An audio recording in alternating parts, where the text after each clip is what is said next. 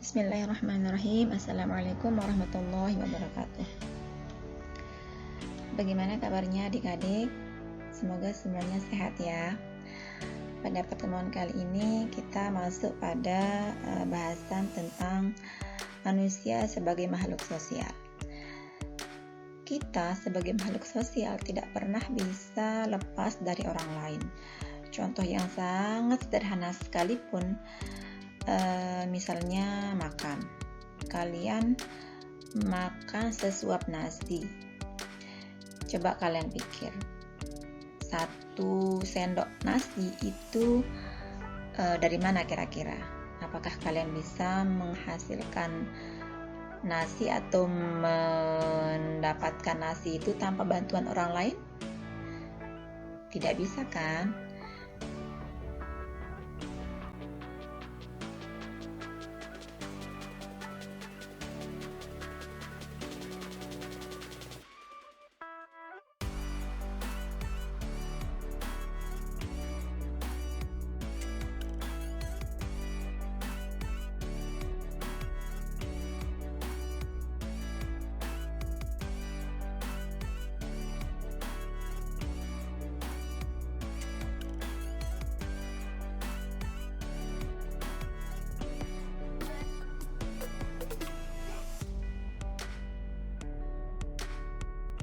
Hakikat manusia.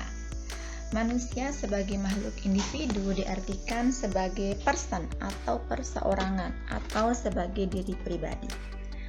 Manusia sebagai diri pribadi merupakan makhluk yang diciptakan secara sempurna oleh Tuhan Yang Maha Esa. Setiap manusia yang dilahirkan tentunya mempunyai pribadi yang berbeda. Karena itulah setiap orang memiliki kehendak, perasaan, cita-cita, kecenderungan, dan semangat yang berbeda pula.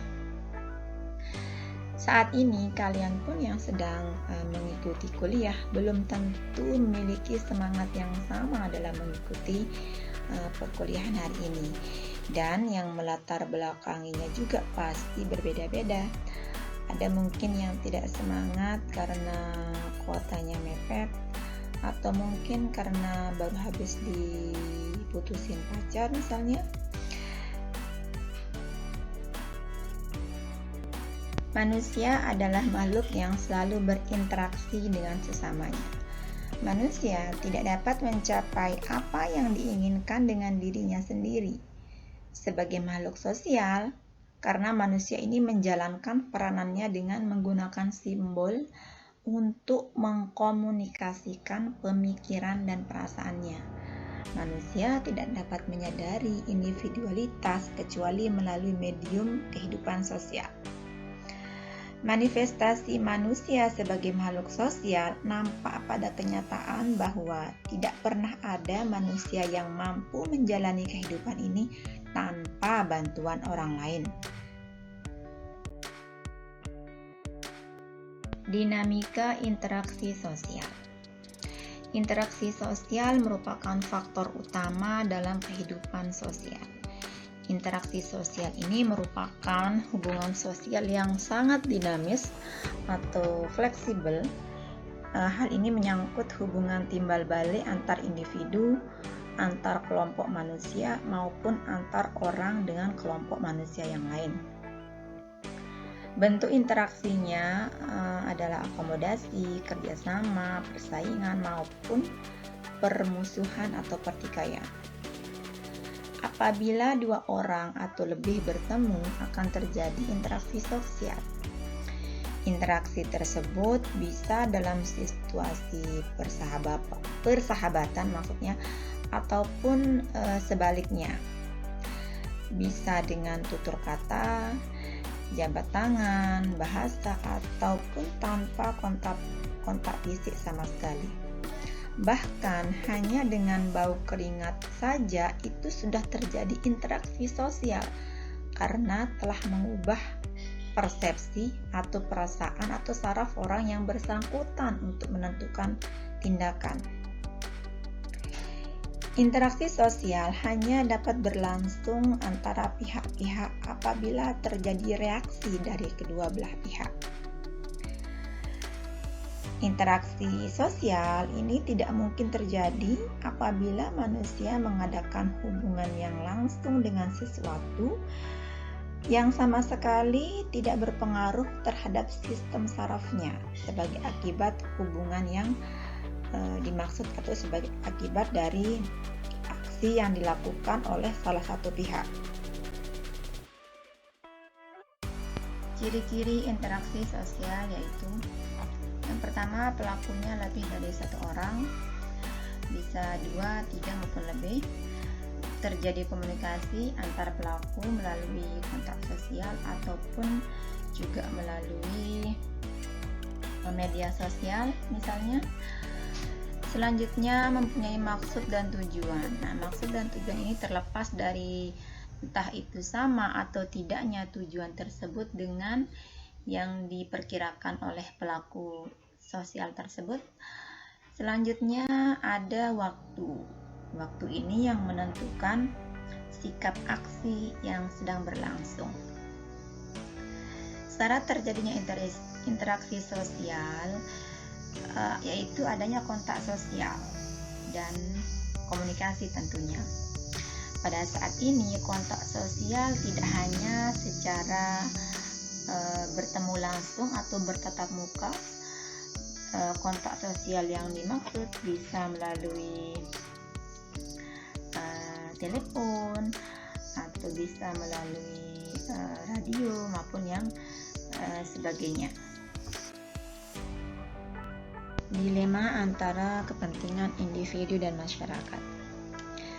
Setiap yang disebut manusia selalu terdiri dari dua kepentingan, yaitu yang pertama ada kepentingan individu. Di sini termasuk kepentingan keluarga, kepentingan kelompok atau golongan. Dan selanjutnya kepentingan masyarakat yang termasuk kepentingan rakyat. Dalam diri manusia, kedua kepentingan itu satu sama lain tidak dapat dipisahkan. Apabila salah satu kepentingan tersebut hilang dari diri manusia, berarti terdapat manusia tersebut tidak bisa membedakan satu kepentingan. Jika kepentingan individu yang hilang, dia menjadi lupa pada keluarganya. Dan jika kepentingan masyarakat yang dihilangkan dari diri manusia tersebut, maka hal ini akan menimbulkan pula banyak masalah dalam masyarakat. Contohnya adalah korupsi. Inilah yang menyebabkan kebingungan atau dilema manusia jika mereka tidak bisa membagi antara kepentingan individu dan kepentingan masyarakat. Dan dilema antara kedua kepentingan ini lebih banyak dan sering sekali menimpa pemimpin, baik itu pemimpin dari tingkat bawah sampai tingkat yang tertinggi, yaitu presiden seperti di negara kita. Dan penyelesaian dari kedilematisan ini adalah mana yang harus diutamakan, apakah kepentingan manusia selaku individu atau kepentingan masyarakat sebagai tempat kita hidup bersama. Terdapat beberapa alasan manusia itu dikatakan sebagai makhluk sosial. Yang pertama yaitu manusia itu tunduk pada aturan, norma sosial. Selanjutnya, perilaku manusia yang mengharapkan suatu penilaian dari orang lain.